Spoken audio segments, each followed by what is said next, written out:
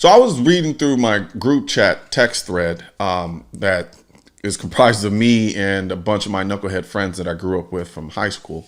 And all of them have varying belief systems with respect to the Second Amendment, so forth and so on. But in the actual group chat, one of them posted a link to a CNN article talking about the shooting that took place in Atlanta. And the article title reads, "Shooting suspect purchased the gun this week, law enforcement sources say."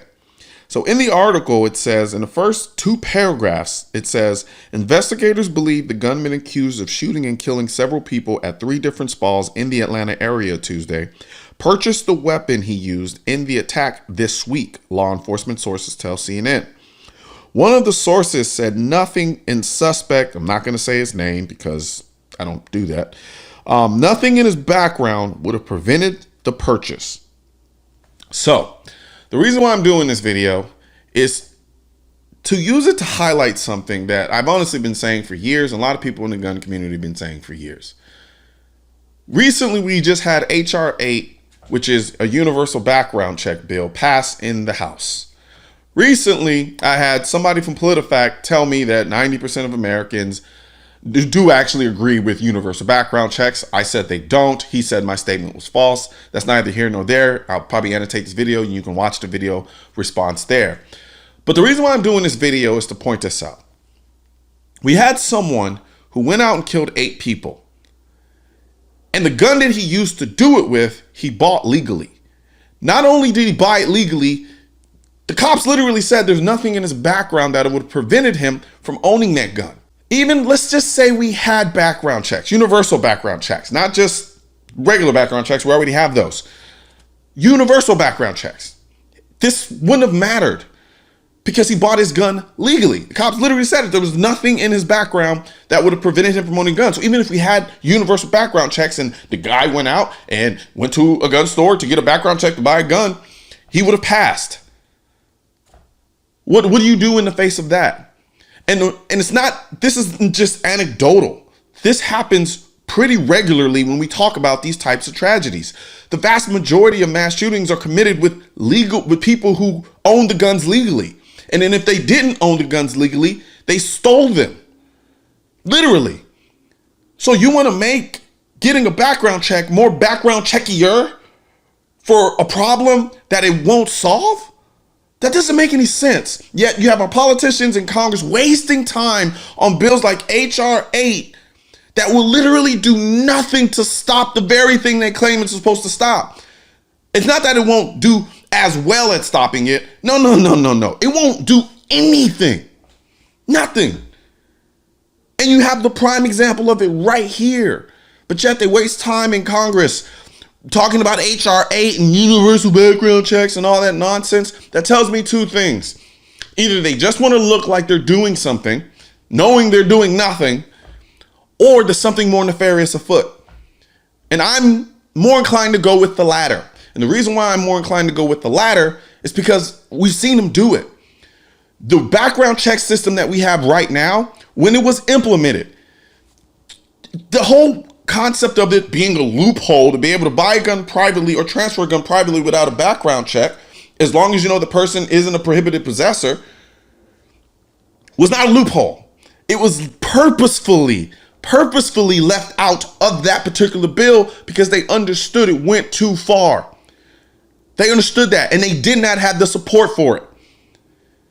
Now, fast forward to 2021, and they're literally trying to do the very thing that they said they weren't going to try to do before.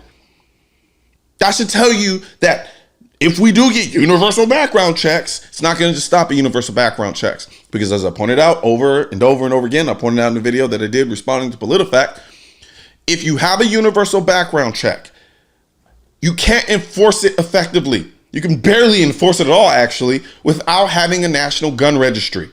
And if the universal background check already is ineffective at stopping the very types of crime and shootings that they claim it will, what do you think is going to happen 5 years, 10 years from now, when literally nothing changed, but then we get another mass shooting that happens and they say, well, We have universal background checks. That didn't work. Well, why didn't it work? Well, because it's kind of ineffective because we don't have a national database of all the guns to check it against. So what do? Well, we're going to have to register all the guns in order to make it more effective. I literally put out a video a long time ago of a woman who was in Nazi Germany who explained that's exactly the same progression that they use to take the guns away from citizens. She was like, first comes the registry. First comes the registry. And then after that, they were like, well, violence didn't go down. So now we have to take the guns.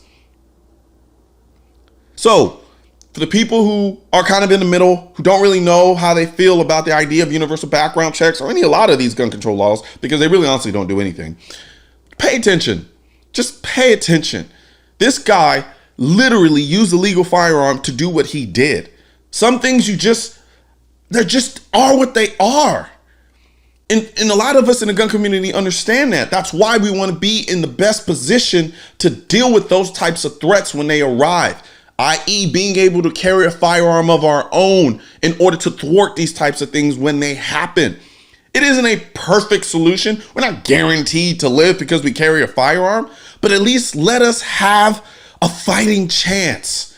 And when you make laws that take away our ability to own certain firearms, the ability, or make it 10 times harder for us to carry firearms to protect ourselves, it's already hard enough trying to defend ourselves with the firearm.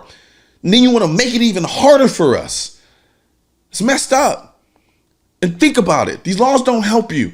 They don't do anything for you other than creating a reason to, one, generate revenue, because there are a lot of fees associated with these gun control laws, but then also stripping away and chipping away at a constitutional right that is, if not one of the most important, if not the most important right you have, because it literally enables you to protect the most vital and important thing that you have, which is your life and the life of the people that you love.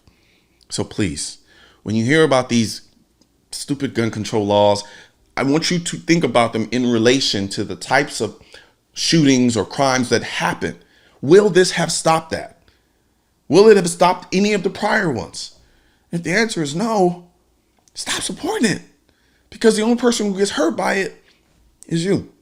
Right now, there's a culture war against the Second Amendment, which is why I need your help spreading our message to counter their message. You can help do this by leaving a comment, sharing this video, and clicking the bell and subscribe button. Let my voice be your voice, and let them know you want to keep America tactical, because the right to keep and bear arms shall not be infringed wasn't a suggestion, it was a directive. Also, if you're wondering where to purchase your AR-15s are essential, I will not comply. I am the militia. I lost all my guns in a boating accident, and your state-specific Keep America Tactical shirt, click the link next to my head or the link in the description section. Or if you're watching this on a mobile device, tap the small triangle on the lower right-hand side of this video and click the link in the description.